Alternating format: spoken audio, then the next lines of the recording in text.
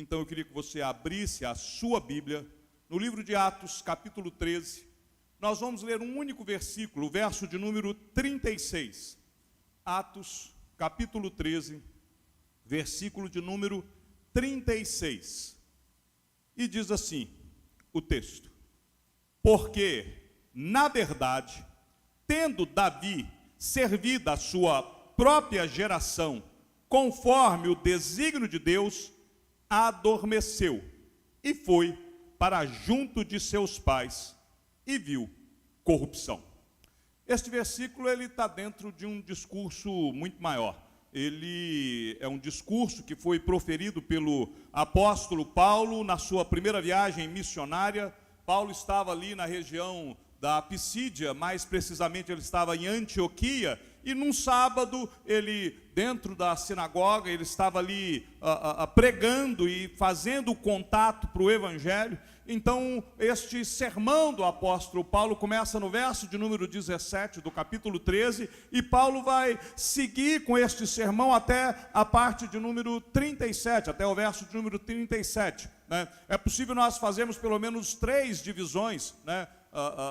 Porque o apóstolo Paulo era presbiteriano, então a gente tem 3 sessões, 3 divisões no texto, mas brincadeiras à parte, né? A primeira parte, Paulo dá uma repassada na história de Israel. Paulo faz ali um resumo da história de Israel, pega como ponto de partida a escolha que Deus faz de Israel, o livramento do Egito, e aí ele chega até Davi. E quando chega em Davi, Paulo então, ele entra na segunda divisão do seu sermão, que é exatamente o clímax da narrativa, porque Paulo, ele mostra que a partir de Davi, Davi foi transformado, ou seja, a história que veio, a primeira parte, a história narrativa, agora o alcance de Davi, a transformação de Davi, o poder do testemunho de um homem que age segundo o coração de Deus, que um homem, mesmo sendo pecador, é um homem que é segundo o coração de Deus, que está disposto a obedecer ao Senhor. E aí a terceira e última parte, Paulo vai tratar da morte, da vida, morte e ressurreição de Jesus, o testemunho dos apóstolos na Escritura. Mas lá no finalzinho, quando Paulo está concluindo este sermão, Paulo ele traz este versículo: porque, na verdade, tendo Davi servido a sua própria geração, conforme o desígnio de Deus, adormeceu, foi para junto de seus pais e viu corrupção.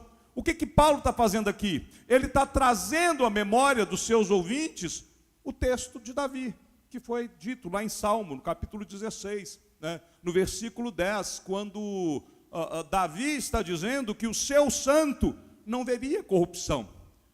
Paulo está trazendo na aplicação do seu sermão Jesus.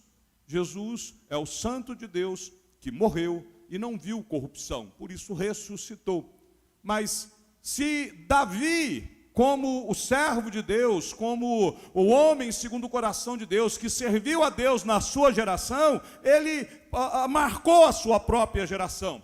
Mesmo Davi sendo pecador, ele serviu a sua geração e ele deixou pegadas eternas. Percebam, séculos, milênios depois de Davi, nós estamos aqui com o apóstolo Paulo, olhando para as marcas de Davi, olhando para a história da redenção, e agora Paulo então está trazendo essa aplicação, né? Davi é um morto que ainda fala. Se nós continuarmos na história da Bíblia, nós vamos chegar, por exemplo, na galeria dos heróis da fé, lá em Hebreus capítulo 11, e vamos ver heróis da fé que morreram, mas deixaram as suas marcas.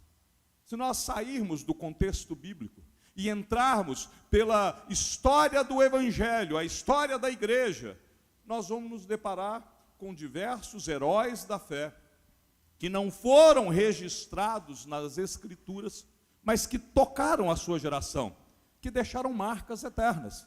Nós podemos falar de Calvino, nós podemos citar John Knox, nós podemos voltar um pouco, lembrar de Lutero, nós podemos avançar na história, Roberto Kamenisch, nós podemos olhar e diversos nomes que marcaram a geração.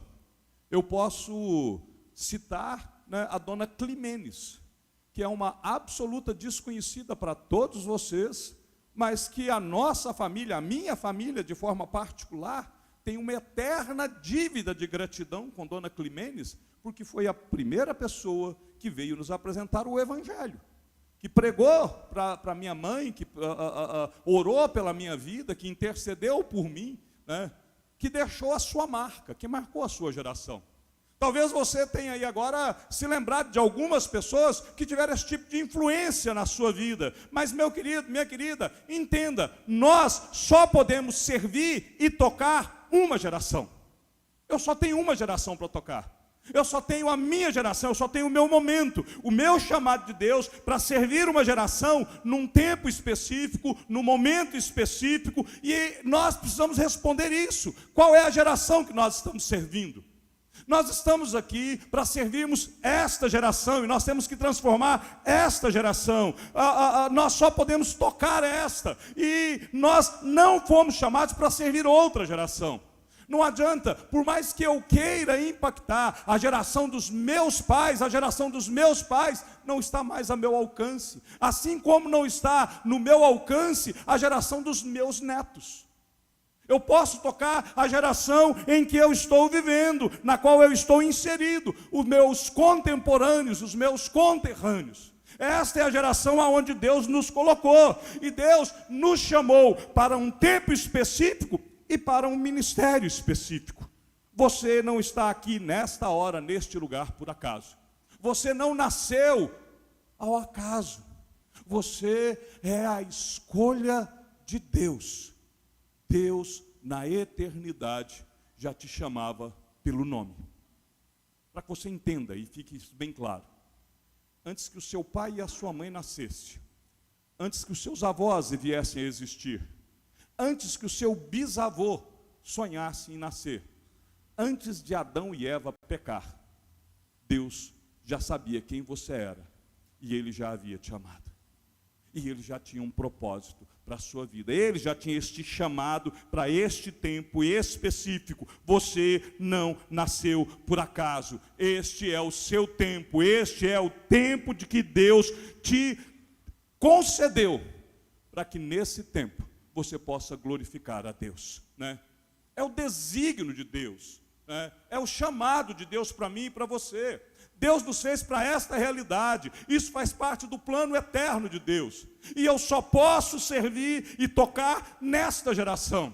E Deus ainda me dá, a mim e a você, o privilégio, porque nós não vivemos uma geração sozinhos. Nós ainda alcançamos um pouquinho a geração dos nossos pais. Alguns talvez consigam tocar alguma coisa na geração dos seus avós. Pode influenciar os filhos para que talvez alcance a geração dos netos. Nós, de certa forma, tocamos em outras gerações, mas nós servimos, é a nossa geração, é o nosso tempo, são as pessoas que estão à nossa volta. Durante a nossa vida nós vamos relacionar com pessoas de diferentes gerações, e pegadas eternas do passado nos marcaram, e nós também temos a oportunidade de deixarmos as nossas pegadas eternas.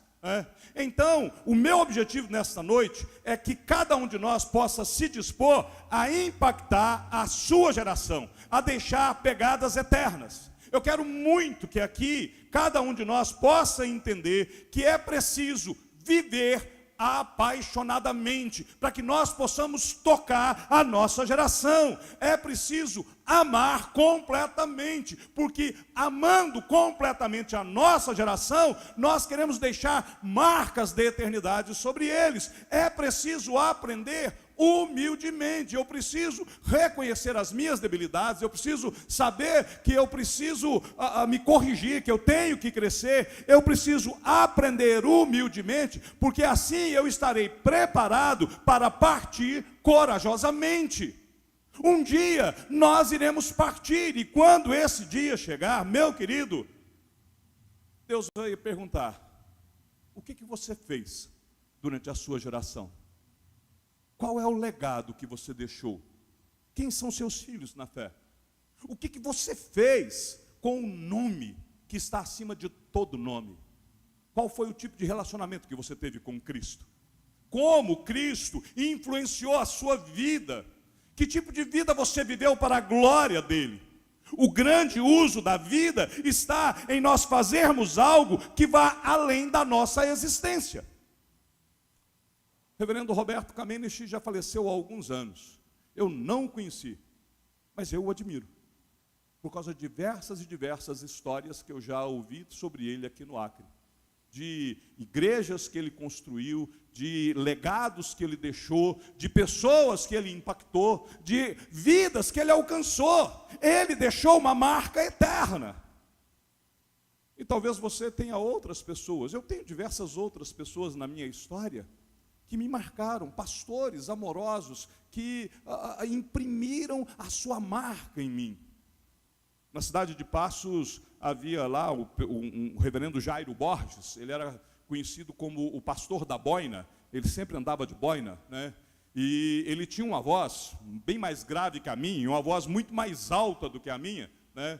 E ele, quando eu ainda estava assim, né, me convertendo, né, começando a frequentar a igreja, né, eu me lembro do reverendo Jairo virando para mim e dizendo: filho, né, Deus te ama muito, e por isso ele morreu na cruz por você. Por isso, meu filho, viva sempre olhando para a cruz, porque esse Deus te amou e ele ainda te ama da maneira como ele te amou na eternidade. Eu nunca esqueci isso. Nunca esqueci do vozeirão do pastor Jairo. Ele não pregava de microfone, né? Há algo no ministério do reverendo Jairo que é uma inveja eterna. O sermão do reverendo Jairo durava 20 minutos, cravado, você podia cronometrar. Eu não consigo, né? Eu não tenho esse poder de síntese, né? Mas é alguém que marcou, plantou a igreja de Passos, plantou a igreja de São Sebastião do Paraíso, Itaú de Minas, Pratápolis, Furnas, toda aquela região. São diversas e diversas cidades que ele deixou marcas, ele deixou as suas pegadas, ele deixou o seu legado. Nós precisamos termos essa inspiração para a nossa vida, vivermos a nossa vida e deixar algo que vá além da nossa própria existência. E na medida que os anos vão passando, nós temos que imprimir as nossas marcas. Quais são os nossos desafios? Quais são os nossos projetos? Que tipo de sonhos nós temos em relação à igreja? Nesses dias, onde nós estamos jejuando e orando, o nosso objetivo tem que ser esse. Nós não estamos fazendo jejum para trocar com Deus. Não é uma proposta de troca: Senhor, eu vou ficar aqui durante 30 dias me alimentando menos, fazendo jejum, sentindo isso, sentindo aquilo, passando privacidade disso, privacidade daquilo, para que no final o Senhor me dê em troca. Não, não é este o objetivo do jejum. O objetivo do nosso jejum é que nós possamos viver apaixonadamente, amar completamente, aprender humildemente e estarmos preparados para partir corajosamente. Temos vida com Deus, né? O sucesso da vida cristã está exatamente no fato de nós deixarmos marcas do Evangelho em nossa geração. E aí eu te pergunto, se você partir hoje, sem ser a sua família, quem são as pessoas que terão gratidão eterna por você? Quem são seus filhos na fé? Quem são as pessoas para quem você pregou o Evangelho e deixou uma marca eterna na vida dela? Quem são as pessoas que você socorreu? Quem são as pessoas para quem você foi absolutamente relevante? Que pode acontecer o que acontecer na sua vida, que elas vão olhar e falar assim: mas houve um dia que esta pessoa foi bênção sobre mim. É a marca do Evangelho. É estar preparado para partir corajosamente. Quem vive apaixonadamente, ama completamente. E quem ama completamente, está sempre aprendendo, está sempre crescendo na graça, crescendo no conhecimento, e está preparado para marcar a sua geração. E marcando a sua geração, ele está preparado para partir corajosamente. E essa geração que nós vivemos é uma geração extremamente complexa. Extremamente complexa. Certamente a geração passada, quando olhava a sua geração, ela diz: esta é a geração mais difícil de todo o tempo, né? E se você voltar ainda a outra geração, ele vai dizer a mesma coisa: esta é a geração mais difícil. Mas na nossa geração, nós vamos olhar para o passado e nós temos outras dificuldades, e como a geração que passou venceu as suas dificuldades, ela foi além das suas dificuldades, elas deixaram a marca eterna, elas marcaram a sua geração, elas deixaram as marcas do Evangelho. Então nós vamos olhar e vou falar assim, nós vivemos na geração mais difícil. E eu não vou fugir da regra, porque a geração passada, ela já nos passou o cajado, e o desafio agora é nosso, Então, como eles venceram as dificuldades, nós sabemos o que eles fizeram. Então, depois que está pronto, é fácil da gente olhar e analisar e falar assim, realmente agora eu já sei como que faz, Até que, antes de saber, ninguém tinha noção. Mas e agora? A nossa geração. Deixa eu te mostrar um pouco da nossa geração. Eu vou fazer isso muito rapidamente, porque eu separei aqui algumas características dessa nossa geração. Ela é uma geração pluralista. É o tipo de palavra que dá a cãibra na língua do pregador, Mas é uma geração plural. É uma geração que admite vários universos, aonde existe a diversidade de verdades. As opiniões divergentes sobre o mesmo assunto são possíveis, e às vezes elas tentam se alinhar, Não existe um único conceito sobre verdade nessa geração, existem vários. Mas essa geração, ela é também uma geração relativista, porque não existe mais absolutos, Tudo depende do seu ponto de vista. Não existe o certo e o errado, não existe mais a verdade absoluta. A verdade, para muitos, é aquilo que a pessoa considera, eu acho que isso é uma verdade. E é por isso que nós vivemos, então, nessa geração, onde as pessoas falam assim, não, eu me sinto, e por isso eu sou. É por isso que nós vamos ver aí homens falando assim, não, eu me sinto mulher, então eu sou mulher. O problema é que quando ele chegar nos seus 50 anos, ele vai ter que fazer o exame de próstata se sentindo ou não. Por quê? Porque a verdade é absoluta, não é relativa, mas a geração é relativa. A geração, ela é subjetiva. Ela acredita que a medida de todas as coisas é ela mesma. É uma geração que acha que tem a verdade nela, então ela não precisa de nenhum conceito fora dela. É uma geração hedonista. A busca desenfreada pelo prazer é a marca do nosso tempo. E mesmo diante da mais dura realidade, tem muita gente que está igual chuveiro velho. Não liga. E se liga, não esquenta. E é essa geração que nós estamos vivendo. É uma geração pluralista. 2 vezes já. Relativista, subjetivista, hedonista. É uma geração migratória.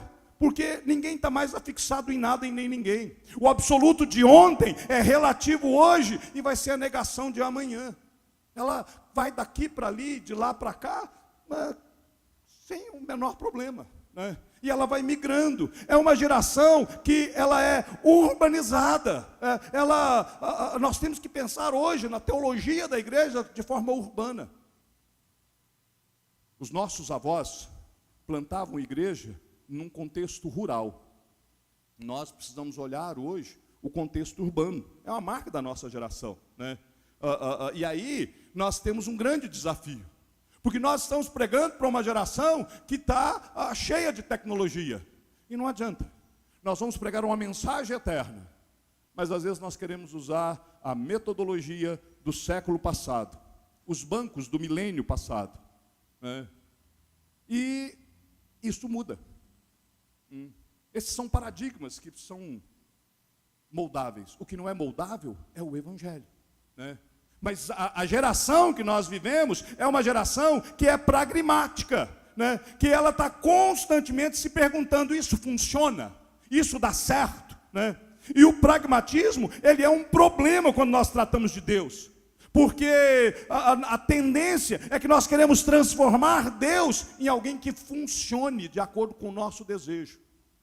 Por que as igrejas chamadas históricas, as igrejas mais tradicionais, elas têm mais dificuldade de crescimento nos nossos dias? Por causa do pragmatismo. Porque as pessoas querem, é para hoje, é para já, é para agora, é a campanha do não sei o quê, aonde você vai receber a unção do pastor, onde você vai receber uma imposição de mãos, aonde você vai passar por um vale do sal e os seus problemas acabaram. É a geração pragmática. né, que faz com que nós também vivamos numa geração experiencialista, né? A verdade não é estabelecida pela razão, é da forma como eu sinto, é como eu interpreto. E é por isso que, até por conta do contexto que nós vivemos, internet, as pessoas conectadas, né, eles escutam o sermão do pastor, aí eles não concordam, aí começa a procurar, deixa eu ver um outro sermão, um outro pastor que fala mais ou menos igual eu penso. Não importa mais o conceito teológico, não importa mais a confissão de fé, né? Não importa mais a doutrina, eu vou experimentar, eu me senti legal, então é bom, é o império dos sentidos, é uma geração desconstrucionista, é uma geração onde ninguém mais tem papel definido, marido e mulher dentro de casa perderam os seus papéis, ninguém sabe como se situar, já não tem mais orientação, nós falamos de uma geração que não tem significado, os pais estão perdidos, e os filhos não sabem o caminho. Esta é a geração que nós temos que deixar pegadas eternas. Uma geração mística, aonde as pessoas querem ver o misticismo. Milhares de intelectuais, de pessoas influenciadores, universitários, estão buscando o esotérico. Aqui no Acre, né, nós temos aí a ayahuasca, as pessoas tomando chá, né, e algo místico, né? Um chá que tem um potencial alucinógeno, que provoca a alucinação, a alteração de consciência por até 10 horas. Quando eu estive lá em Cruzeiro do Sul, né, pastor Joaquim me mostrou lá uma casa imensa, ele pegou e falou assim, aqui é a turma do chá. E isso é uma realidade. Quantas pessoas às vezes vêm para o Acre na busca deste místico? É a nossa geração, né? É uma geração envelhecida. Dia após dia a população está envelhecendo mais e mais, e as pessoas esquecem que vão envelhecer, e aí a gente começa a ver alguns absurdos, algumas pessoas que já não se comportam de acordo com a idade que tem. Por quê? Lembra que eu disse que é uma geração que é de acordo com o que eu sinto? E qual que tem sido o problema? O problema é que esta geração que está envelhecendo não está tocando a geração que está para trás. E nós estamos vendo, então, a igreja se enfraquecer. Tudo por conta disso. Muitas igrejas têm se tornado igrejas de pessoas mais velhas, de aposentados. Eu preguei numa igreja no estado do Espírito Santo, que é literalmente uma igreja de aposentados. Aposentados.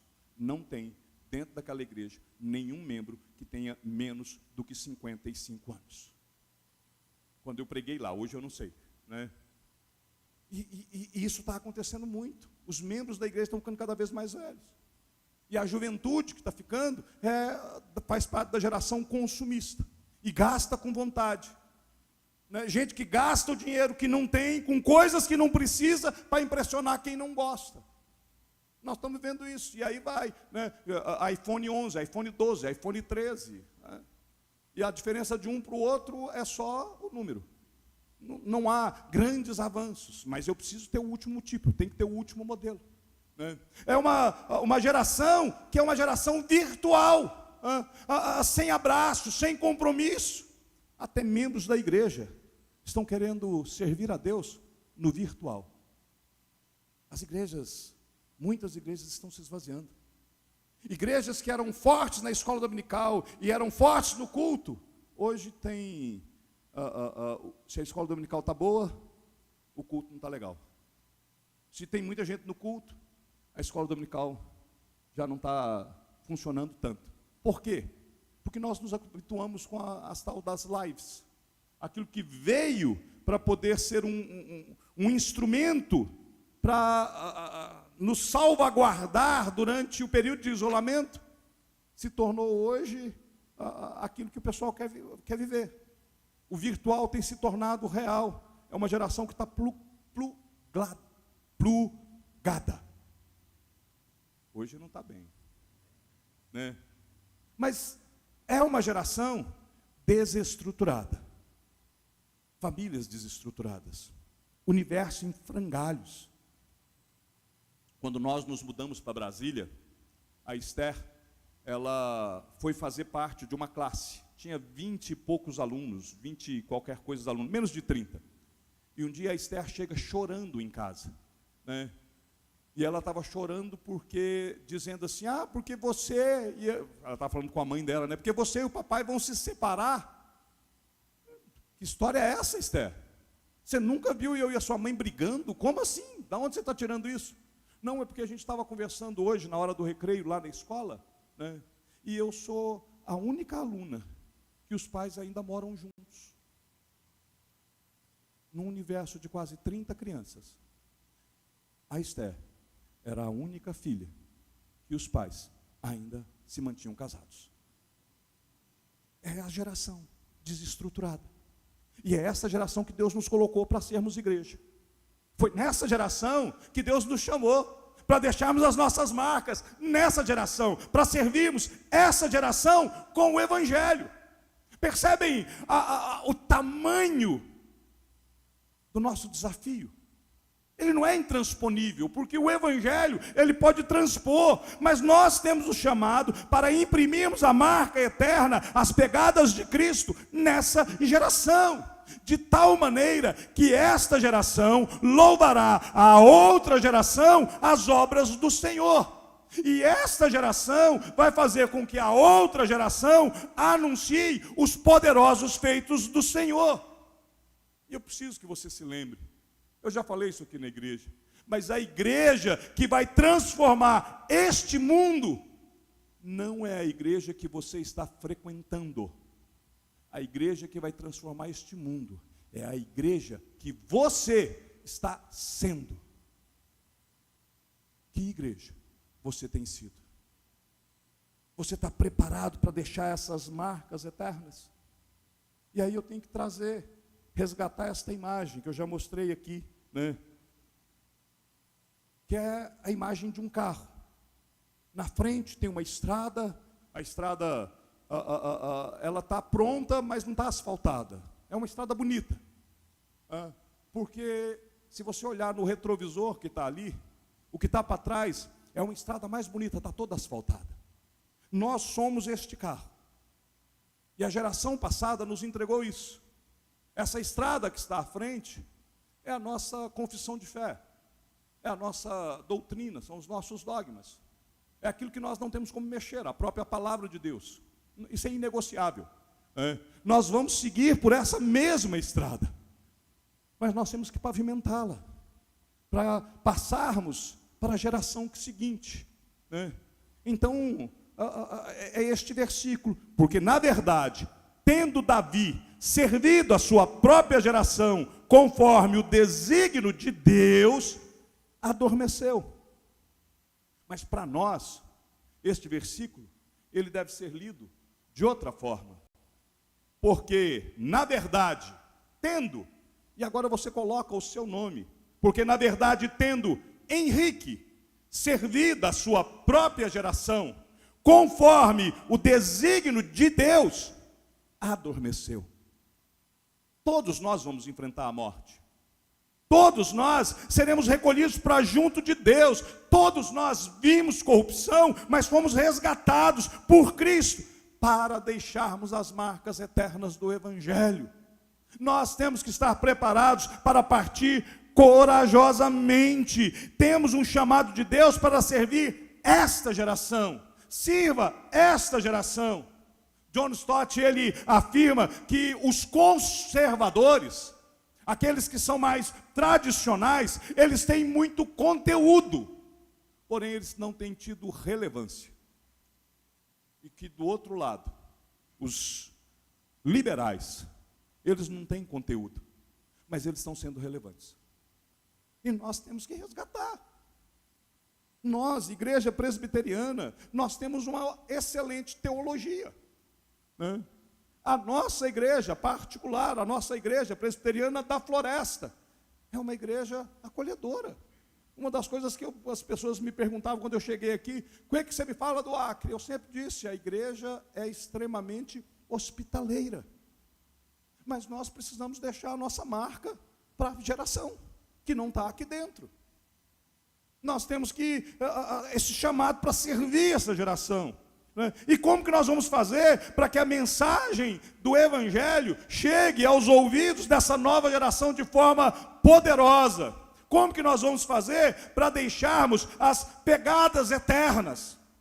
Primeira carta de João, no capítulo 5, verso 11 e 12, diz assim, ó: o testemunho é esse, que Deus nos deu a vida eterna, e esta vida está no seu Filho. Aquele que tem o Filho tem a vida, aquele que não tem o Filho de Deus não tem a vida. Esta é a pegada eterna que nós temos que deixar, fazer com que as pessoas reconheçam que Deus nos deu vida eterna. Você tem pregado o Evangelho? Você tem dito para as pessoas que só há um meio de salvação, e que a salvação é para aquele que tem o Filho, porque quem tem o Filho tem a vida. Pastor, eu não sei evangelizar. Decora este versículo e prega este versículo. Fala do que Deus fez na sua vida.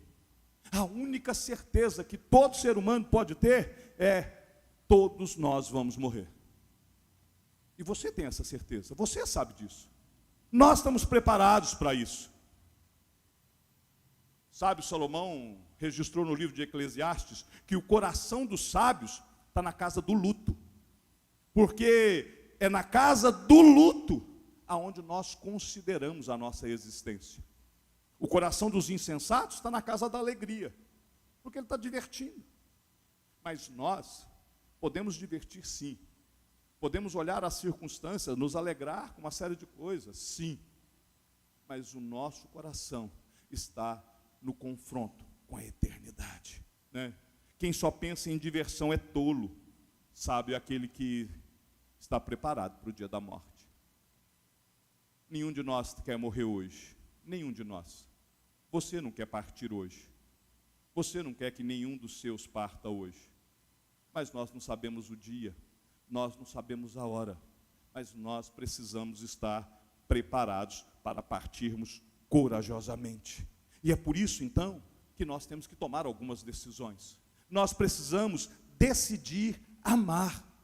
Jesus, ele nos dá este mandamento. Ele diz que nós precisamos amar uns aos outros da mesma forma que ele nos amou. E ele ainda diz mais, ele diz que os discípulos serão reconhecidos por terem este amor uns pelos outros. Nós temos que amar o próximo como nós amamos a nós mesmos. Então, decida amar, viva apaixonadamente, ame o seu próximo, fale para ele da eternidade, fale para ele do imenso amor de Jesus por ele, porque isso vai deixar uma marca eterna, uma pegada eterna sobre a vida dele. Outra coisa, viva com integridade. O salmista diz que só vai habitar junto com Deus aquele que vive com integridade, aquele que pratica a justiça. Salmo 15, verso 2, e de coração fala a verdade. Então viva com integridade, porque se você estiver vivendo com integridade, o teu testemunho te capacita a falar do Evangelho, porque você vai falar daquilo que você vive. Então isso faz com que, vivendo em integridade, você possa amar completamente, porque você ama tanto que a sua vida é um modelo. E você pode então dizer como o apóstolo Paulo: olhem para a minha vida, sejam meus imitadores, como eu sou de Cristo. Sempre, sempre, perdoe em todo o tempo. Jó, num de seus discursos, logo no início, ele diz que a ira, ela mata o insensato, e que a inveja destrói o tolo. Quanto antes nós praticarmos o perdão, mais nós viveremos intensamente. Você não tem para que guardar mágoa, você não tem por que ter raiz de amargura. Perdoe as pessoas que te ofenderam, perdoe as pessoas que te machucaram, perdoe as pessoas que te magoaram, perdoe sempre, porque isso vai fazer com que você aprenda humildemente. Lembre-se, você foi muito perdoado. Deus te perdoou tanto, mas tanto, que Ele lançou todos os seus pecados no mar do esquecimento. Deus lançou isso para todo sempre. Ninguém intentará a acusação contra os eleitos de Deus. aprenda humildemente, sempre perdoe. Viva a sua vida com muita alegria. Você tem a certeza da salvação, você é filho de Deus.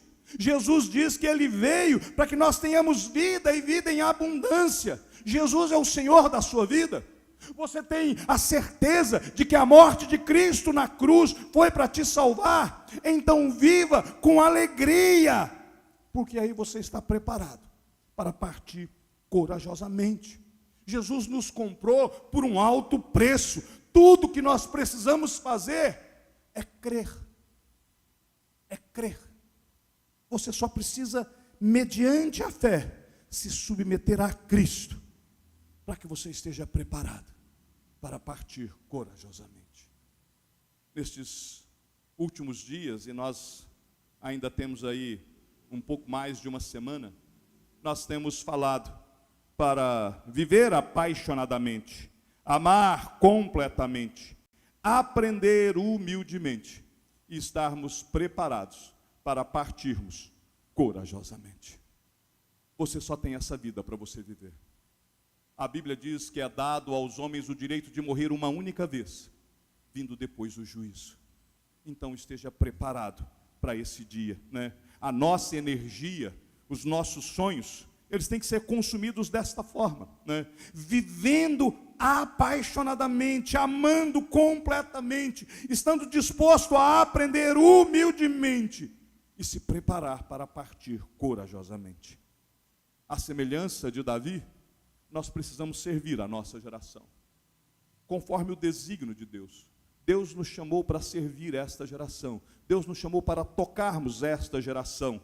Então, nós precisamos voltar os nossos braços ao Pai e clamarmos a Ele para que Ele nos capacite, para que nós possamos servir com todos os recursos que Ele tem nos dado, com a nossa inteligência, com a nossa disposição, com os nossos recursos financeiros, servir a Deus com inteireza de coração. Nada nesta vida vai ficar. Tudo que sobrará na eternidade é como você tem vivido a sua vida com Cristo. Que tipo de tesouros você tem ajuntado? Que tipo de obras você tem feito? Você não é salvo pelas obras, mas Deus preparou elas para que você andasse nelas. O que você tem feito? Você já é salvo. Cristo já pagou o preço por você. De que maneira você está glorificando a Deus? Eu quero, como Davi, deixar preparado toda uma estrutura. Eu quero, como Davi, servir a minha geração e deixar a marca da minha vida, do meu ministério, deixar a marca nos meus filhos, deixar a marca nas ovelhas do Senhor que Ele colocou sob os meus cuidados, fazer com que a igreja possa deixar esta marca. Nós precisamos, meus queridos, proclamar a Jesus Cristo em nossa geração. E isto é o que nos credencia para dizer que estamos preparados para partir corajosamente. Nós estamos inseridos no tempo deles, mas os valores do nosso legado são aqueles que nos foram confiados. Jesus nos entregou um legado. Ele nos deu um desígnio e Ele nos deu uma missão. E a missão é que nós possamos viver o Evangelho de tal maneira que as pessoas possam amar a Cristo, se rendendo a Ele, através da nossa instrumentalidade. Que vivamos para estarmos preparados para partir corajosamente. Eu não sei quando será. Eu espero que Deus te dê longos anos, mas que quando chegar este dia, você possa dizer: eu estou preparado, Senhor. Maranata. Ora bem, Senhor Jesus. Pai Santo,